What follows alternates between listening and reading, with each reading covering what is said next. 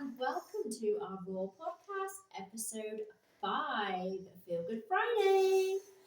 So, Feel Good Fridays are mainly the topic is covering men's mental health because we cover women's mental health on Wednesdays.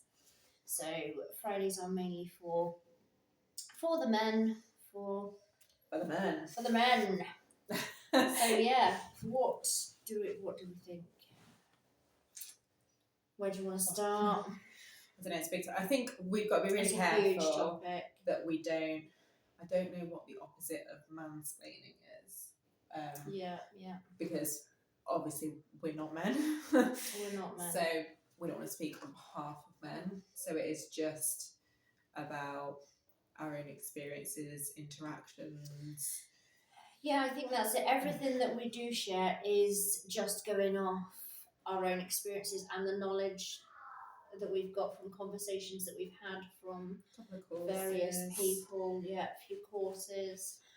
Mainly speaking to others. Yeah, I'd say so. I think other people our own age and things like that. It's, yeah. So yeah, anything we share comes from there, and it's from a genuine place of care. Yeah, and I think again everything is getting better. I think that there's more awareness because we realise how serious it is. You know, suicide is the biggest killer of men. I think it's between 18 and 60. I want to say off the top of my head, it's a big amount. That's a large window, isn't it? Yeah, it might be 18 or 50. Can't remember, but yeah, it's you know, it's a high amount. And I guess we were talking a little bit beforehand about kind of why we think that, and I think for me, just based on conversations that I've had with people, I think, you know, we were talking earlier on in the week, we were saying that there's a lot of pressure on, you know, parents, particularly mums, when you see stuff on social media and it's like this expectation against the realities. You know, we didn't really have that, you know, 50 years ago. Social media wasn't really around. But I think equally I think roles have changed in the home. So it used to be men went to work, women stayed at home, rightly or wrongly, however anybody feels about that. I think that's very much within relationships how they feel. Exactly. Whereas now I think that in the same sense that we expect more women to go to work because most women work part-time or full-time now, I think there's also an expectation that men do more at home, which is, it's brilliant. You know, it's great that men are more hands-on with their children. Absolutely, yeah. But I feel like it almost stretches them because there's still that natural need to provide for the family. You know, most men would argue that they want to be the breadwinner. They want to make sure that their family is provided for and has everything that they need. And I think they're then stretched because they're balancing this, and I feel like companies expect so much more. They really do. In terms of the hours. So full-time is not a 40-hour week. Not anymore, no. Not anymore. You know, they wangle the contract so it's, you know, this is what it should be, but, you know, it depends on the needs of the business.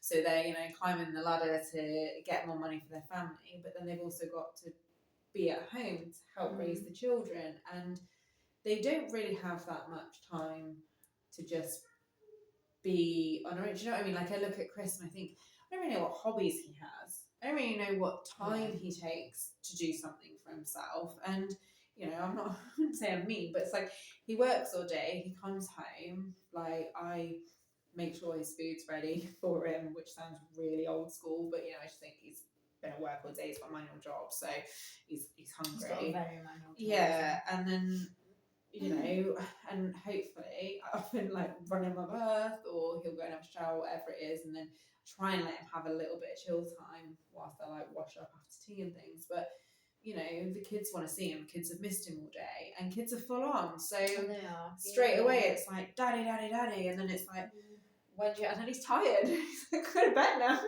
It's like there isn't really time. Then the weekends, it's like he doesn't want to go and do something because he wants to spend time with the family. Yeah. But then he's also got, it's like there's just limited free time. Yeah. You know, it's no different for them than it is for us. I think the weekends can be tricky for men as well because it's like they're out working all week. go out and have a nice day out with the kids. No. I think often the man is just thinking, I just want to sit at home. We want to spend time with them because we've missed that. Oh my goodness! The boys have turned the light on. Okay. 1 second. Sorry about that. We had a Sorry technical about issue. So, what were we saying? I probably should stop. The weekend. So yeah, I think it can be tricky for them as well because like all the woman wants to do is go out and spend family time together and let's do this with the kids because you know they've been in school all week. Let's get them out. Let's do something. And I think he's probably just there thinking, I just want to be at home. Yeah. I just want to be home because when they're out so much, and it's not a 5-day a week 9 till 5, is it? It never is anymore. You know, it's. And it's then not a 40 week, it's more like an 80-hour week for a lot of people. And then going back and then like going out for the weekend again, everything's so expensive now. Yeah. That you're also going out and then you're spending money. Yeah. And then there's you're thinking, I've got all the other stuff that I need to pay for. And I think the other thing is, and this sounds, the only thing that I can compare it to is, I've said to you before, sometimes I find my children harder in an evening after school than I do having them all day. And I don't know if that's because I have to then like readjust to having them home. Yeah. Because everything's completely different. Yeah. But actually, I imagine it's quite hard to transition from work and work person to family person and having the time and the patience to deal with that. Absolutely. No. We're back. Yeah, just that transition I think is quite difficult to kind of then. Yeah, I guess it is. I mean, I get that. I mean, when they're off in the holidays, I find the day just runs smoother. I mean, it's always chaos. It's always going to be chaos. But it's like lots of little chaos throughout the day. Different chaos. Rather than there's less meltdowns. You know, they've not had to sit indoors for 5-6 hours and and I think it's, you know, you've had that quiet time and then they come home and it's like everything's just blown up or they start fighting. Anything, all their feelings come out, don't they? And it can be really overwhelming for us. Anybody, and then when he walks in the door, he's thinking, what's he walking into half the time, I reckon. You know? Yeah. It's it could be a good day, could be a bad day. And I think that's the other thing. I feel like also, because we talk about whether men, so like we know women talk more than men, we communicate more than men, but again, and I don't think it's necessarily an issue with the partnership, but because men do feel like the provider and they do feel like they have to support their partners, I think sometimes they see the female as more vulnerable and they have to look after them. So then it almost feels like they don't want to then burden them with the things that they're feeling. And it's not, like I say, it's not anything against the relationship. It's not saying that the female's not doing enough to support their partner. I think it's almost like that inbuilt, I need to look after you. Like Chris will always want to know about my day and what's happened and talk through that. And something could have happened at work. And I'll be like, no, tell me about your day. Like we're both very good at listening to each other. But I do think, you know, if I didn't insist, then he wouldn't really speak about what's happened. So I do sometimes wonder if, sometimes men don't have that person because they're so worried that they're going to put extra hassle onto somebody else. Yeah, I think you're right. I think they do. I think they have that added pressure of not appearing weak in any sense, which is ridiculous. Silly because it's really not weak. And it's more finding the strength to talk and finding the strength to open up.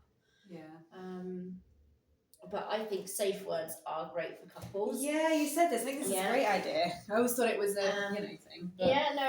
Just a general safe word. So say I've gone to work. I've had a really rubbish day. I'm feeling really down. Everything is on top of me. I come home. you're doing your thing, you're cooking tea. Because we are now you're in a doing this. relationship. Yeah, we're in a okay. relationship. Okay, yeah. We're us for this. Sorry, Chris. You're lost, Maggie. So, you know, I had a really hard day at work. I come home, my head's all over the place. I can't even think. And then you want me to do the hoovering or something, and I'm literally on the verge of breaking, but I can't actually communicate that. I can't actually start to have that conversation of you just to say, can we sit down and talk? I'm feeling like this. That's hard. You can literally just have a safe word, so I can sit there and I can shout coconuts, and that will be your prompt to then say, okay, I understand. We need to take this conversation. You're not feeling well. Let's take this conversation away. Let's, you know, sort the kids out. We're going to talk about this right now, so you can stop whatever you're doing. You can stop the dishes. You literally put your phone away. Yeah. Everything stops in that moment, and that's then for you to initiate the conversation of what's going on. How can I help? I think it's a really good shout. And it's easier to say one word. You know, you're a team. You're a team when you're in a partnership, and it's working as a team. And it's much easier to just say that one word than to try and open that conversation and start that conversation. I think it's just such a great way forward. Yeah. And like you say, it's rather than actually having to say, I'm struggling. Absolutely. It's like just no. Yeah, but it goes both ways. Yeah. You know, he could come through the door and you could be stressed up to your eyeballs and not know what to do. And he could just, something could tip you over the edge. Yeah. You know, is the oven supposed to still be on when there's nothing in it or something? You could be at breaking point and just shout coconuts. And coconuts everywhere. Then he knows, right, what can we do to help? Yeah. What strategies can we do to help? How can we help you do it? What can I do? Let's talk about what's going on. I think that's a really good chat. I think it's a really good idea. I think it's a great idea. You know, they will probably just shout coconuts now because I'm like, what? I'm like, yeah, that's a conversation with you. Yeah, bring up coconuts.